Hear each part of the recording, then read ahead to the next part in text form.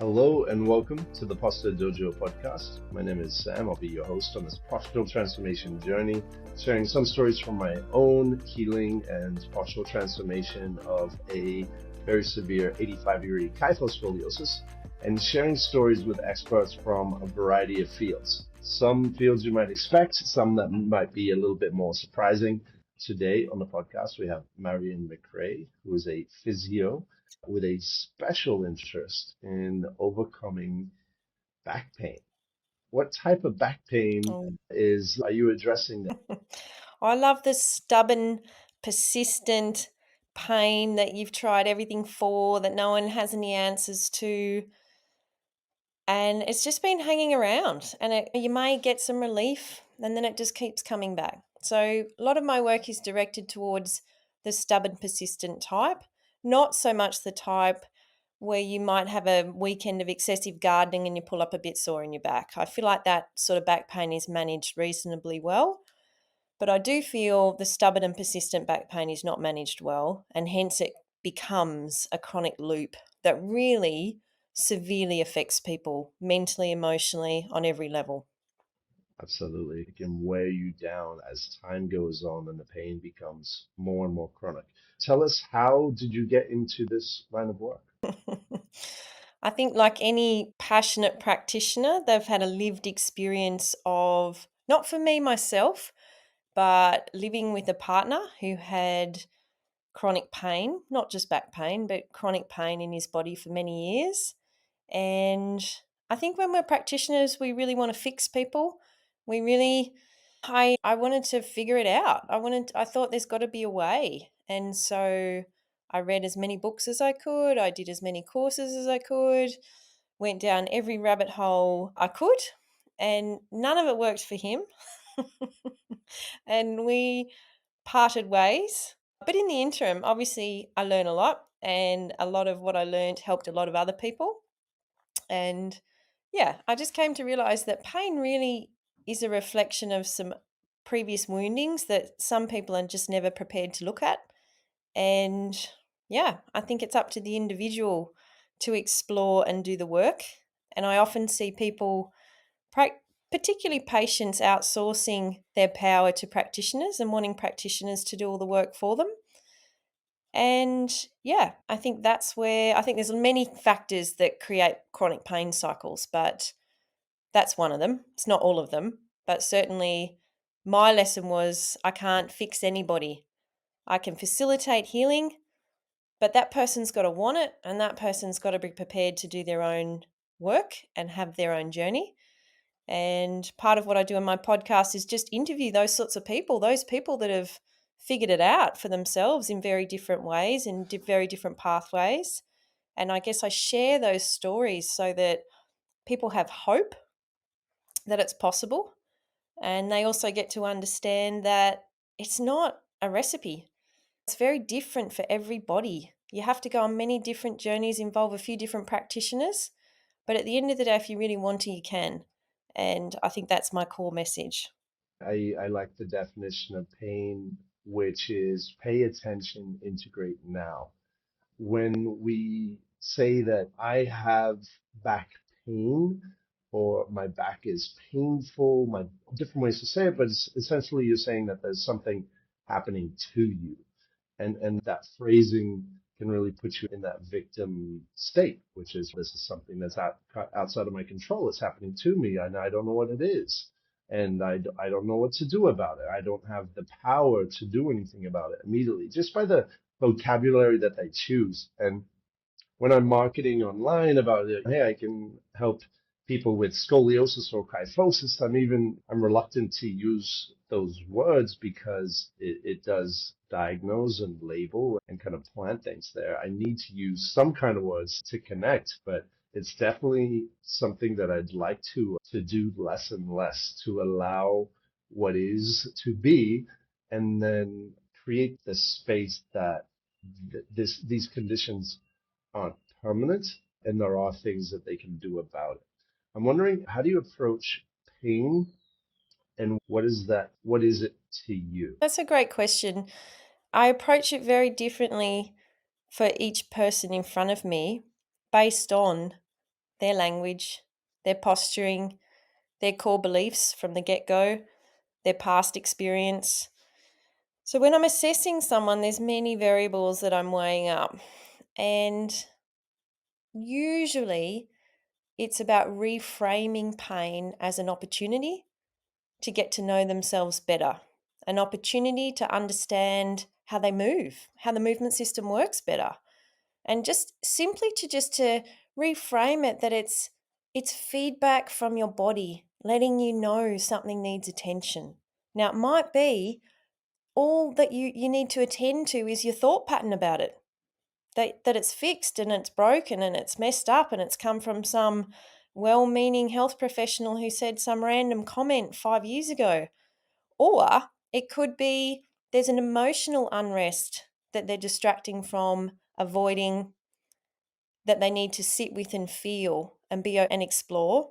Or it could be a habitual movement pattern that they're just so unaware of, as we all are. We're totally unaware of our habits of movement, but we all have them. We all have biases in the system that create our posture. And so it's really just that. It's about, okay, all we know from this pain is that something needs to be looked at on a deeper level. And then in my assessment, I usually have a bit of an idea after the end of that. Is it mental? Is it a real subconscious mental block? Is it emotional? Is it a bit of stored trauma in the body? Or is it really a dysfunctional movement system that can be optimized? And to be honest, when we're looking at the sticky 3 to 6 month pain, 3 to 6 year pain, it's got elements of all of that. And then the question becomes, where do we start? And usually I'll probably go for what I perceive is going to give the person the biggest bang for their buck in the moment so that they can experience some relief. Because I think most people, if they experience some relief, become invested in the journey of opening and exploring. And so that's really important for me, that they walk out from that first session noticing something's different in their body. It might just be that they feel safe now to explore it, or that they've got a new reference point for understanding it. Education is really important, reframing is really important, but even understanding basics like, are you weight bearing evenly on your feet? Because that's huge for back pain, stuff that they haven't really explored before. So it's really about that, opening their mind to, there's a lot here that you probably just don't know you're doing or you're unaware of. And if we can tap in for you what those handbrakes to healing are, you can be away in a day, in an hour, in a week. It can be fast, it can be rapid if you just figure out what you're doing that's handbraking the healing system. Because healing is innate, our bodies know what to do, but the person in the body is usually the person perpetuating the pain. And it's not the back. I love when people come in and say, my back's fucked, basically. And I'm like, dude, it's not the back. It's the person in the back has the issue. And we've just got to work with that and try and work into that, lean into that idea.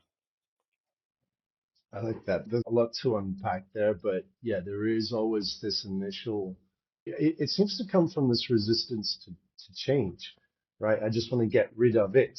I don't want to become the person that doesn't have the back pain. I just want to get rid of the back pain. I want to get rid of the thing and go back to normal.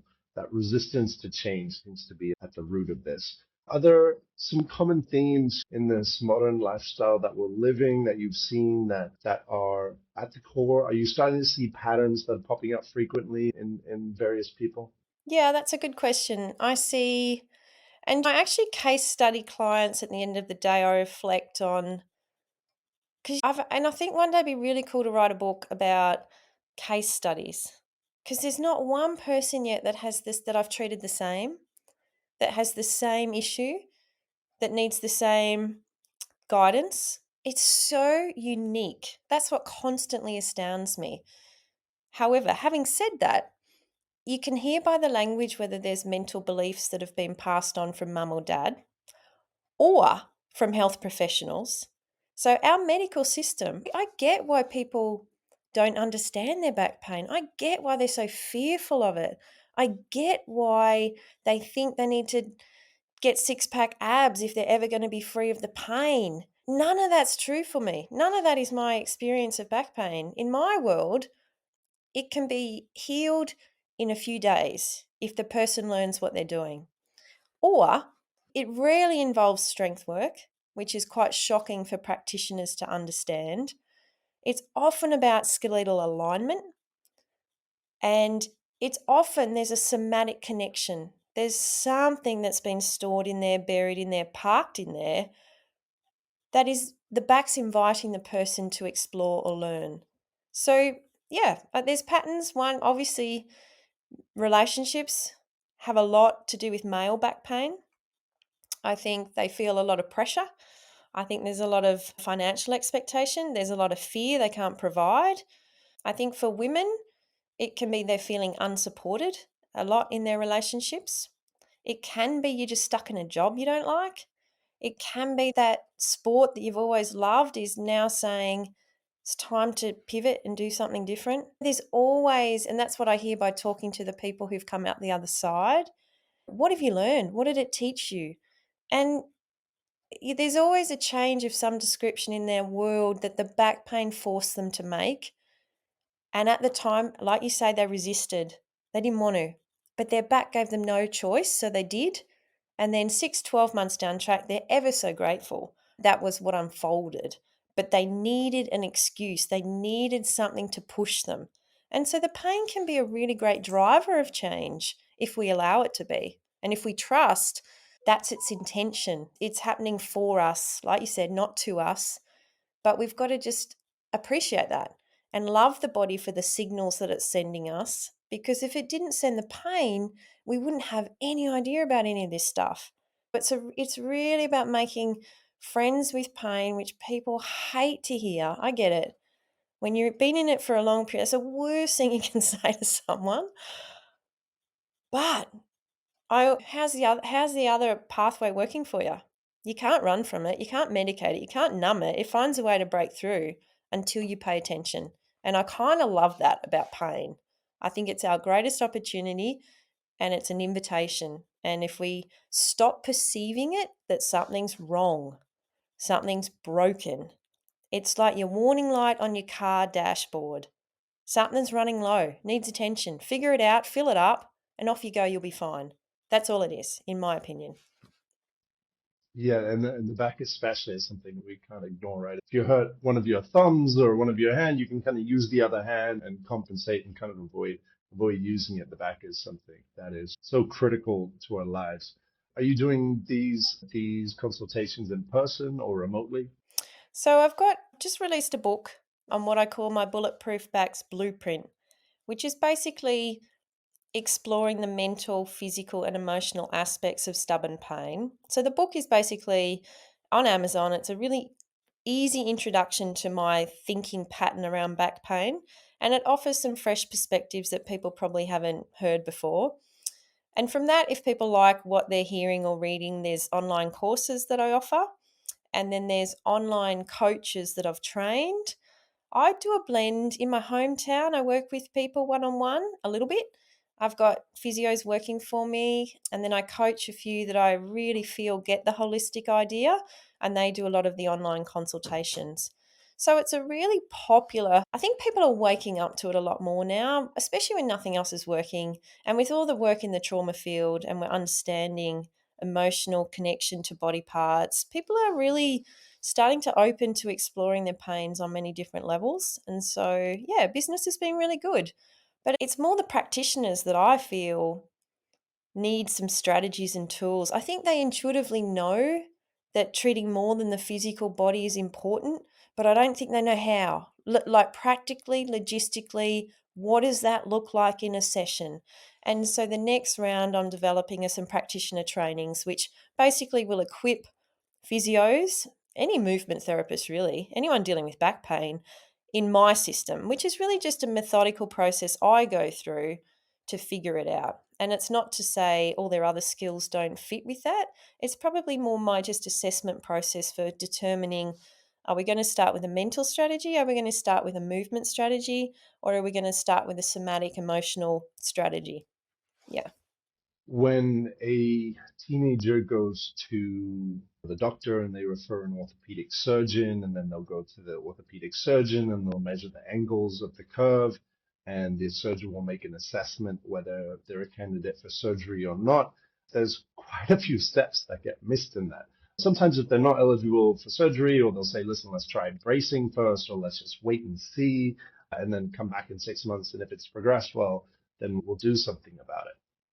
And it's a real shortcoming for people who have gone through the system. There does seem to be some change in that, especially as they've correlated a contracted or shortened spinal cord and therefore the nervous system in patients with scoliosis.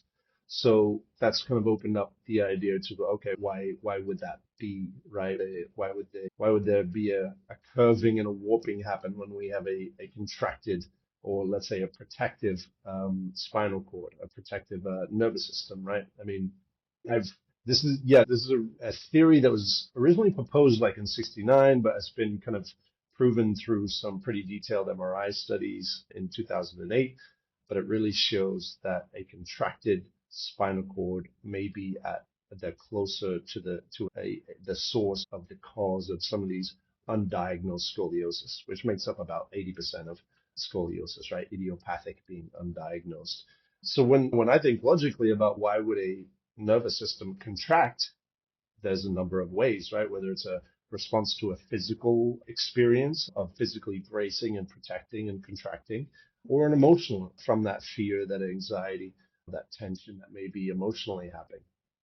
And it's something that's not really explored or covered, because I do feel the conventional or traditional system is looking for these one size fits all solutions. And when, as you've suggested, everyone is slightly different and everyone needs to go on a slightly different path.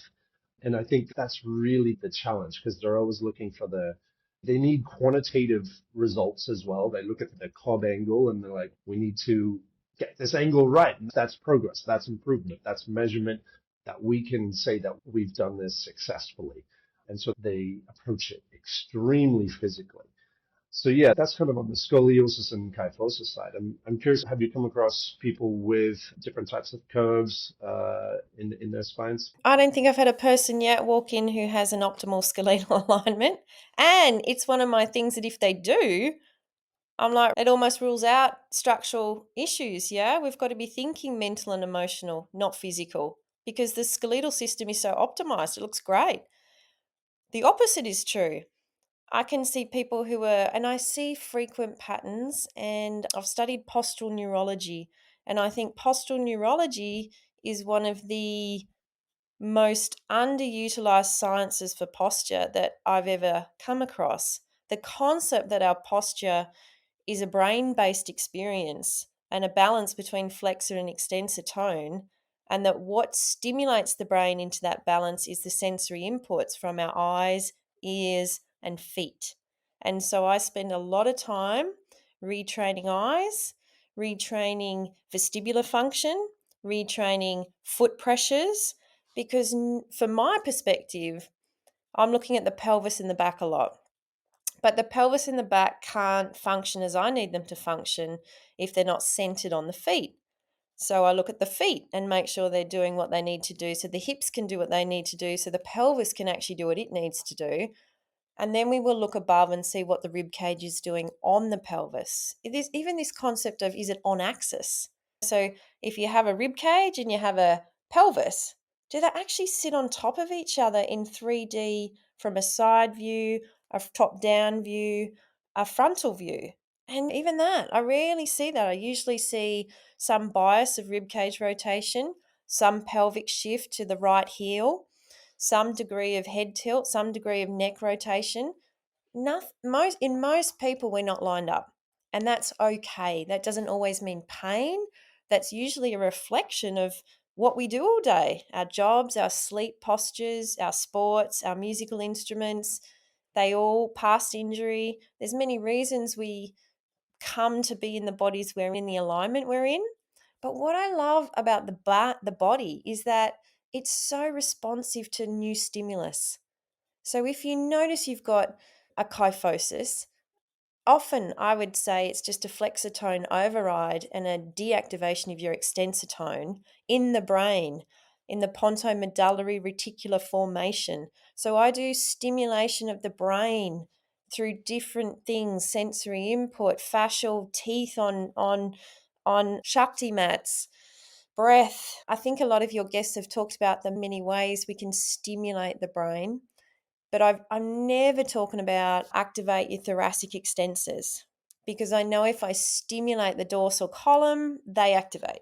So I'm very brain based with how I treat posture. And I see that the muscular system is the output of the brain stimulation. So I spend a lot of time on that side of the equation. Having said that, we have Pilates instructors that work for me that work on the other side. I think there's no right or wrong way, it's what works for the person. But I don't send people off for strength and conditioning until I have my basics, that their pelvis is centered on their feet, that they're on axis with those three pivotal points: skull, rib cage, pelvis, on all three planes of motion. And then I say, now go and get strong. Do whatever the hell you like. Just get strong and lock in that alignment. But you can't get that alignment if you lock in the strength before you've got the alignment. In my opinion, locking in some really dysfunctional stuff. And I see a lot of people start with that, end up in tears, come in and say, I've tried Pilates, I've tried all the strength work, it's making it worse, it doesn't work. And it's, yeah, it will, because you're not lined up. How can anything make it better when the skeletal structure is not aligned properly? How about we just scale it back and start by stimulating your brain into new patterns?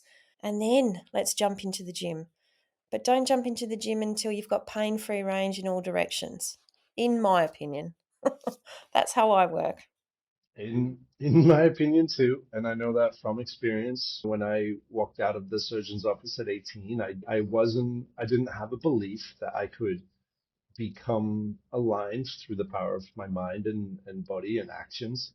And I just kind of ignored it. And I lived life ignoring it and just sucked it up and kind of went through.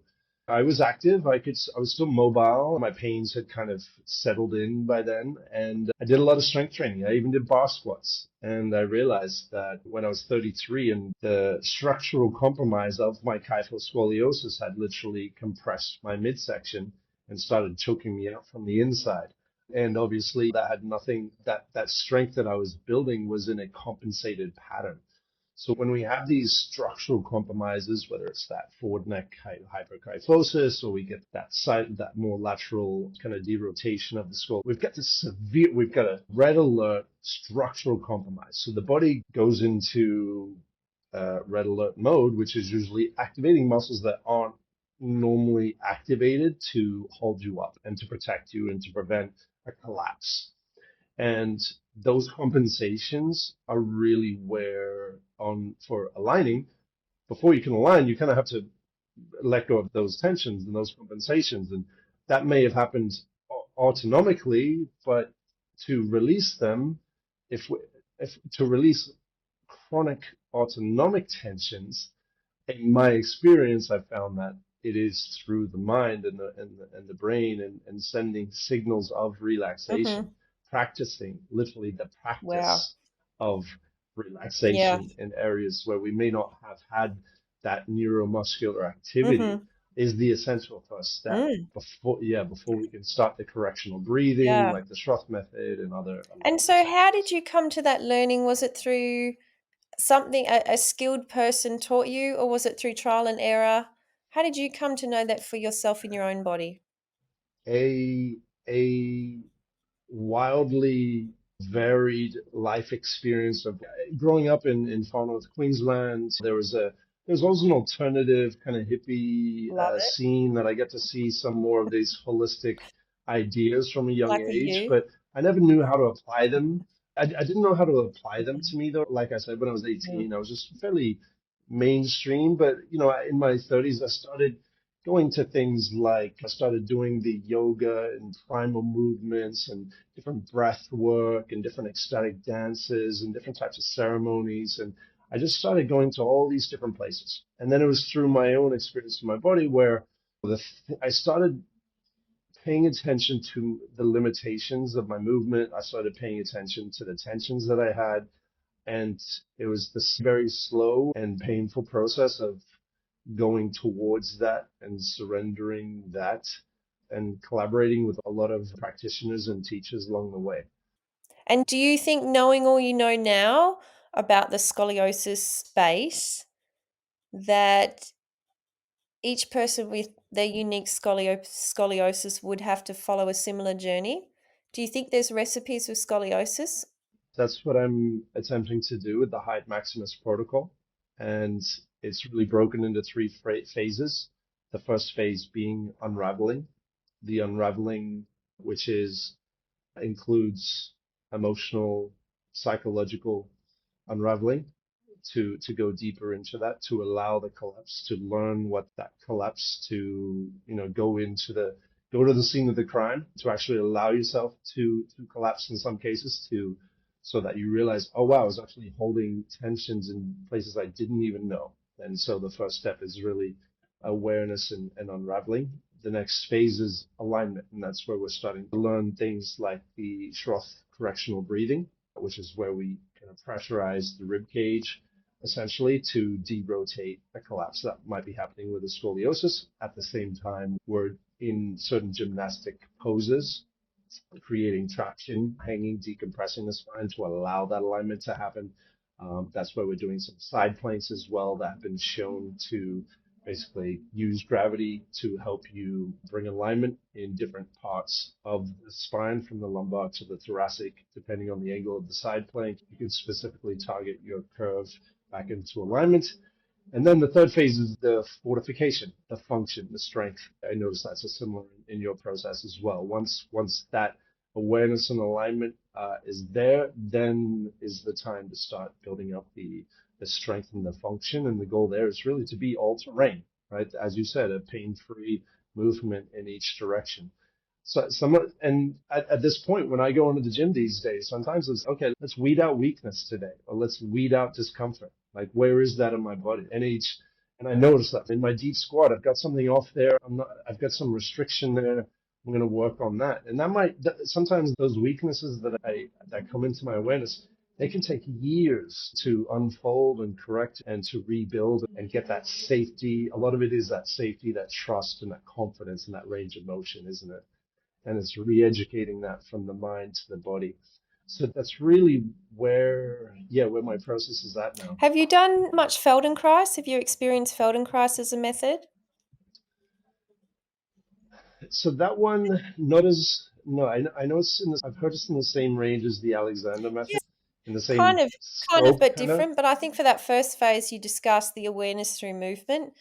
It's just mind Right. blowing for becoming aware, bringing us into our body.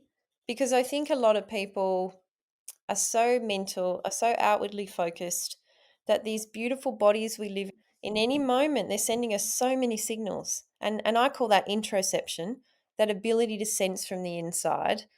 And I personally had none of it. I've trained as an ultra runner and quite military obstacle racing and all sorts of high intensity stuff. And when you're training at that level, you don't want to feel anything because you got to keep going. So you learn to ignore and override all the signals because it allows you to train hard. And at that particular time in my life, I met a beautiful lady who was a physio Feldenkrais instructor who introduced me to the method. And I remember having a visceral reaction of anger to her first class, almost to the point where I couldn't stay in. I had to get up. Like, I was so triggered by how slow it was, how repetitive it was. And she just kept asking things like, "What do you notice?"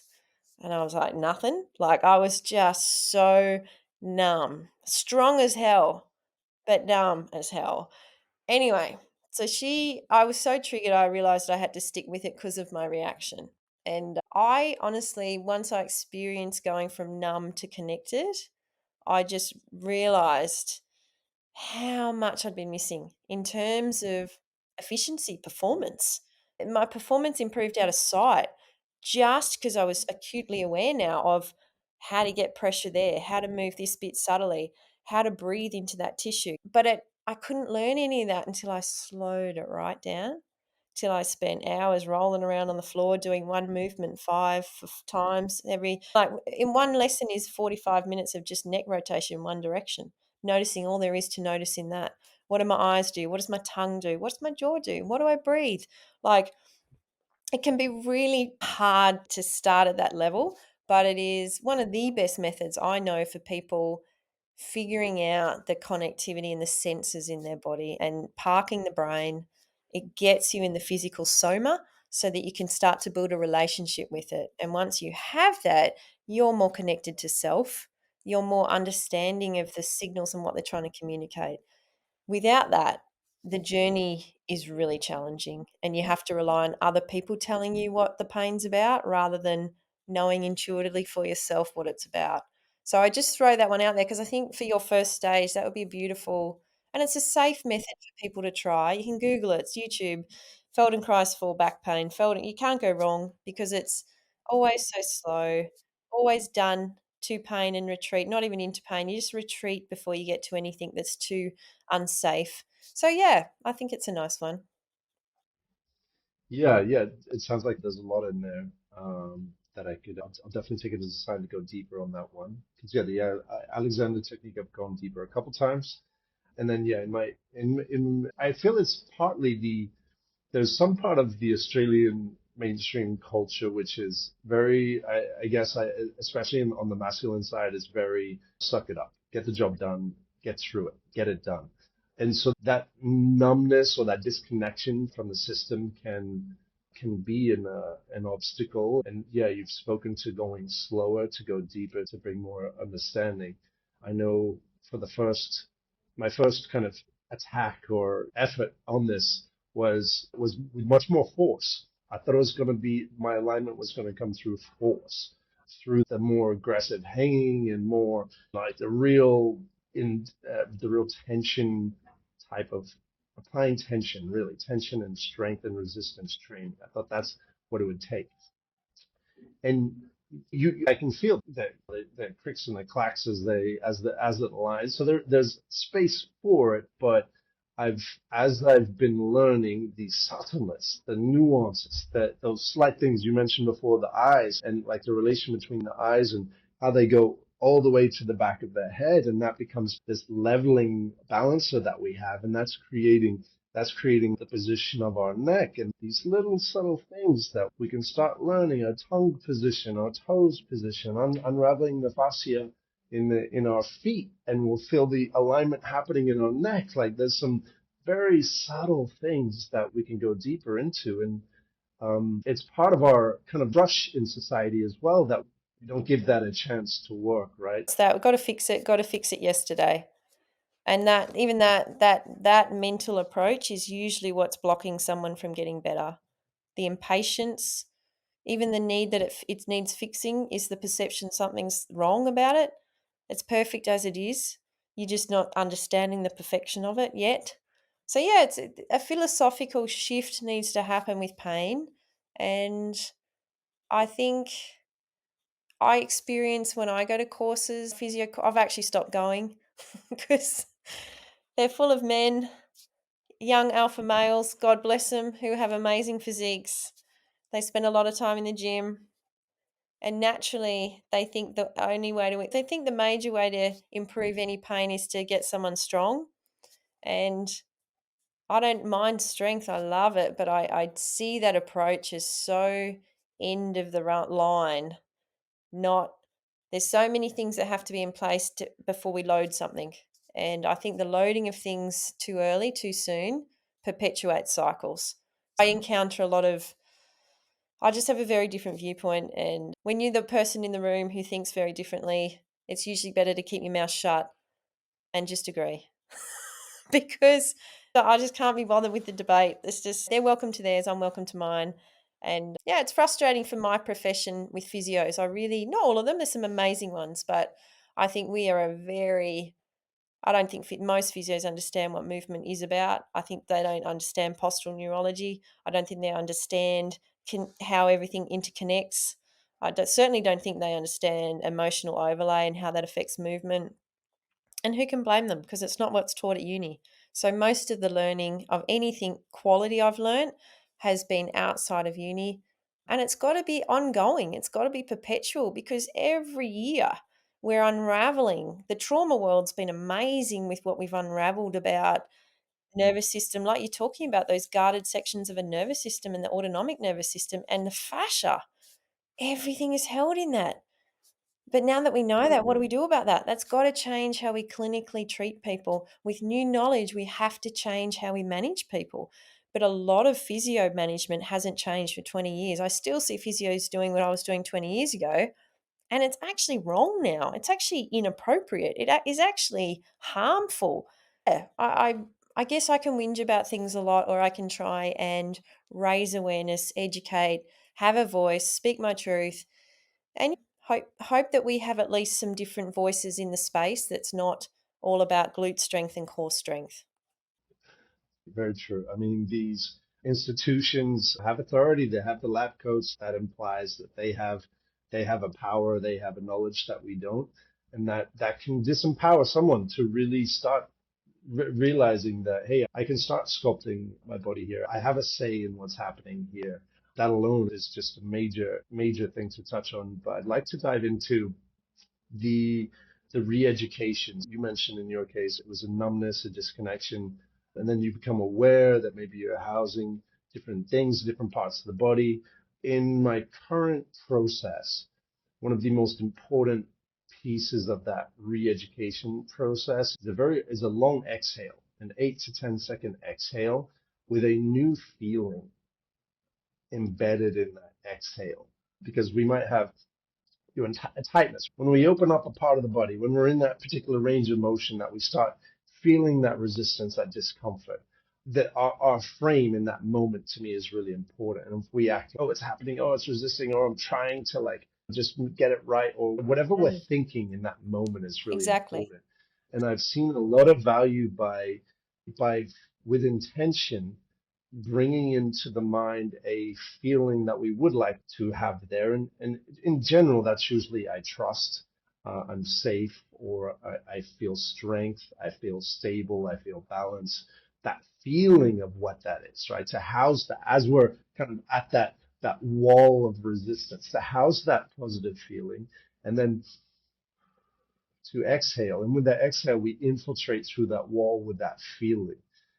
And for me, that's been a really interesting way. Or I guess it's the tip of my kind of technique at the moment in terms of what we do when we confront these kind of issues in our Mm. bodies. It Curious if you it have so any perspective am I around right that. in that you're almost consciously imprinting a new sense into the tissue when it's under or when it's in its resistance? Like you're stamping Yeah, because I a mean, new feeling into yeah, the tissue consciously. yes, That's interesting. And it's hard to comment on that because I haven't experienced scoliosis on a significant level. So I do feel the body in that state is in a very unique state for that body. So I always go with I teach people to know what feels safe and doesn't feel safe, to know when it's an amber light, which might be just slow down, become curious, because no practitioner can tell you if that's safe or unsafe. You have to feel into it yourself. And a lot of people in pain don't have that sense of trust, somatic trust in their senses. So they will say, "Oh, what exercises should I do? Should I be doing this? Should I do that? Should I?" And I'm always like, "Ask your body. Why are you asking me? Ask your body. Seriously, I'm not with you 24/7. You need to develop that sense of, is this safe for me?" So I'm just curious in that sense of you're feeling something in the body. And I think I would say it's quite different if you're upright versus if you're supine, because I think the nervous system is in a different state. If you're supine and your dorsal skin surface is in contact with support, your dorsal vagus nerve is relaxed. So the sense and how it's interpreted in the brain is quite different. If you're on your feet, upright, eyes on the horizon, you're in a state of prepared state, nervous system's alert for anything. And it can be interpreted differently in an upright posture. So I'm curious about senses, but I don't judge them. I trust that whatever they are is true for that person for whatever reason. And if I don't like the sense I'm getting, I would be inviting the body to help me know more. What's this about, body? Is there something I'm not seeing? What? And sometimes in the Feldenkrais concept, you go in the opposite direction. If you're wanting to improve, like you've probably experienced this, if you want to improve left rotation in your neck, you don't start with left rotation. You do a lot of right rotation into what feels safe, what feels known, what feels soothing, what feels easing. And then, whoa, wow, now I can turn left and it's free and easy. I haven't even done it. I've just done the opposite. But all those red alarm bells in my brain have just gone, we feel safe. We can relax. We don't need to hold. This person's listening. This person's responsive. There's so much about go in the opposite direction, feel safe, and then revisit.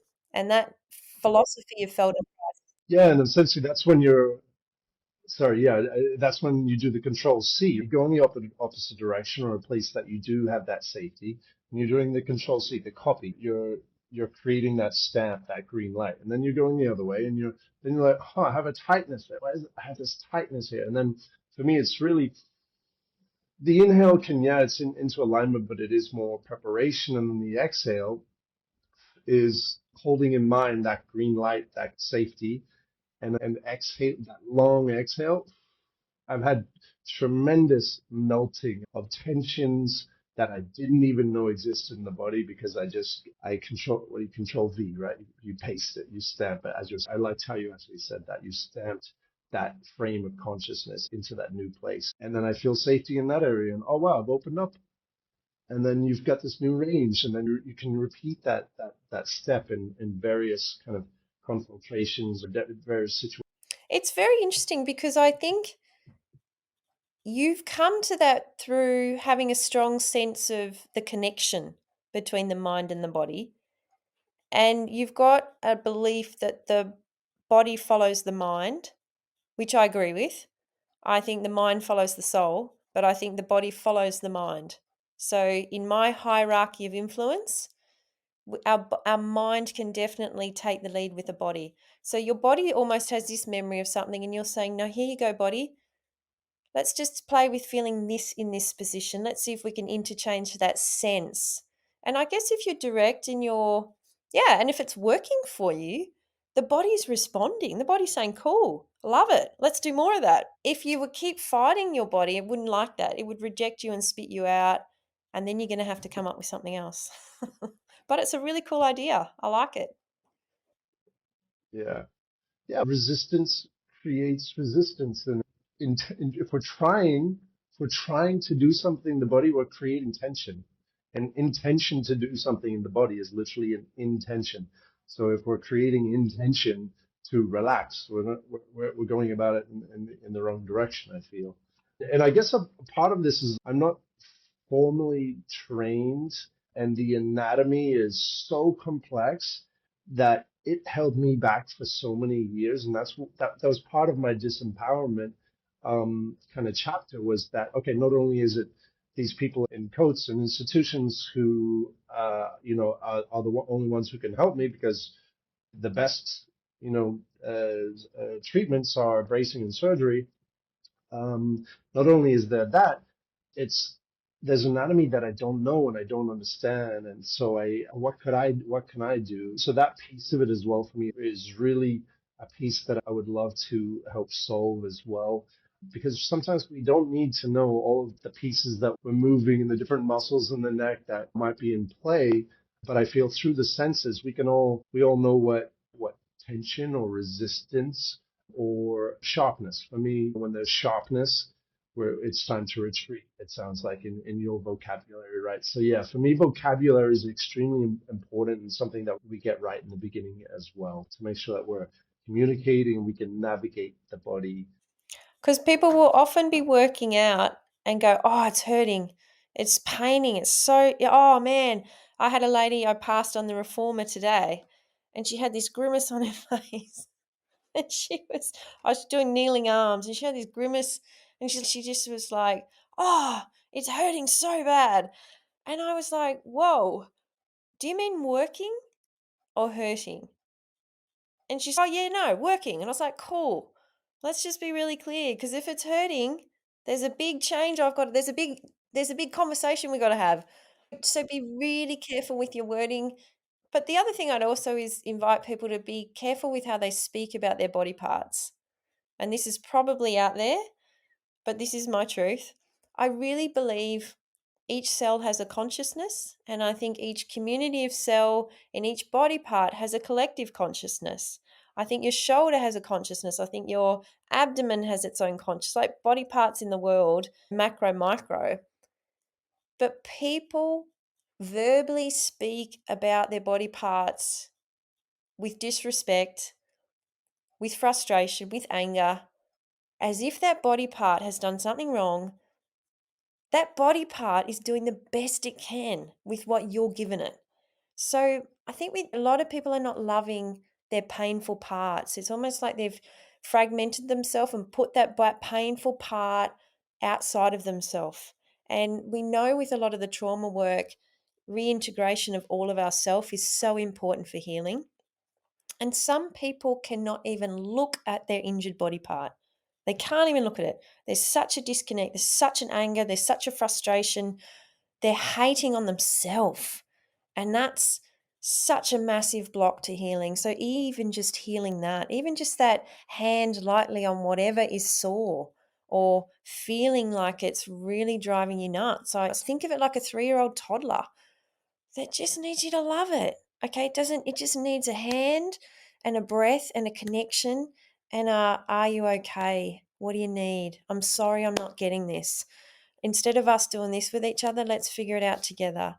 Let me know what you need. What am I not getting? What am I not seeing?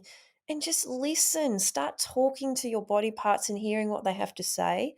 And it's quite shocking to me when I've started practicing that what I hear.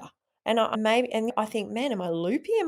Did that really happen? Did I just hear my knee talk to me? And I mean, I'm a very science mental person, but I have developed an intuitive spiritual side. But I do this with clients, and I guarantee the most mental disconnected person, if you give them a quiet space, a bit of relaxation, hand on the body part, and invite them to inquire, 95% of them get something. And there's tears and there's something. And I trust that's the emotional connection and resonance. It's really important for them to move forward. So these are the things that we are probably more powerful than the six-pack abs and the glutes, but they're part of the picture. And I think I've only learned them through experience and exploration with people over many years. But seeing how it all fits together is a beautiful process. There's nothing broken in how we are. It's all perfection. It just hasn't been interpreted correctly. Beautiful. Yeah. And that was a really powerful kind of tip you shared there. Being able to place your hands on that part of your body and love it, or love it as Which it yourself is. as it Yeah. is a, yeah, which is, it has been said, but it's probably been said in Mm. different words and different Mm. languages and different interpretations. And that is the key, right? Each person does need that. So yeah, I do invite you to keep sharing that truth, because there is so much truth to be found in that. And I feel like some people may be in pain until they hear someone say it. It's your electromagnetic resonance in your hands, and that they need that more Gotcha. scientific version Gotcha. of that to say Mm. it, to Yeah. say the same thing Yeah, in I a hear you. different way, you know. Yeah. Yeah, but that is a very good one. I mean, maybe we can. I was gonna ask to wrap up with a tip. So you mentioned you like getting those quick wins. Let's say, what I mean, I don't get back pain too much these days. Let's say sometimes tears, but I mean, really, let's say we've got a dull ache in the lower back from maybe we've been sitting all day. What's a quick win we can get for someone who might be having, maybe they've been sitting down listening to this podcast while they're working, and they realize they've got a new sense of awareness, and they're feeling a Yeah. little ache in the Perfect. lower back. Well, what? I would put my hand on that back and say, thank you so much, back, for letting me know that you're sick of sitting and that you want to get moving. If you hadn't sent me that ache, I would have no idea that the pressure was building. So thank you back for talking to me. I'm going to get up right now because I love you, and I'm just going to walk around the block, 5 minutes of walking. Then I'm going to check in with that ache. And I'm going to say, ache, are you feeling better? How does that feel? And if your back's had enough, guess what? It won't ache anymore. If it wants you to do a bit more, maybe go for another 5 minutes, then check in with the ache. So that sense is our direct connection and guidance to what we need to be doing in any moment. And I use all the senses to dictate how many reps, how far, how frequently. It's all based on what that person's body is sending to that person. So there's no exercise sheets, there's no 10 reps of this, 5 reps of that, because how would I know? I don't know. But I will say one final tip. It's a huge one. It's so simple, and I'll credit Gary Ward from Anatomy in Motion. He'd be a great guy for you to have on this podcast if you haven't already. Gary changed my structural life when he basically said one line, which is, we all have 2 feet. Let's load them equally. He probably said it better than that. But I just thought, wow. And I see it in nearly every single person with back pain. The pelvis is not centered on the feet. This whole central part of us is either shifted to someone's right foot or left foot or heels, not forefoot. I always a lot see a right heel dominant pattern. So this pelvis not centered is a big deal. It wears out knees and hips on the leg that's getting all the load. The leg that's not getting the load is underdeveloped in the calf bulk. You can see it like from a mile away. And as that goes up the chain, that affects pelvic motion big time. You can't tilt properly on the side that's compressed. Your SIJs are going to be out of balance. One will be closed, one will be open. You can't rotate equally to the left and right because of the jamming in the hip, because you've shifted into the hip. Everything becomes accessible motion-wise when the pelvis learns to be balanced on the feet. And there's many reasons it gets off balance, but it doesn't matter. And a simple practice I do with people is to stand.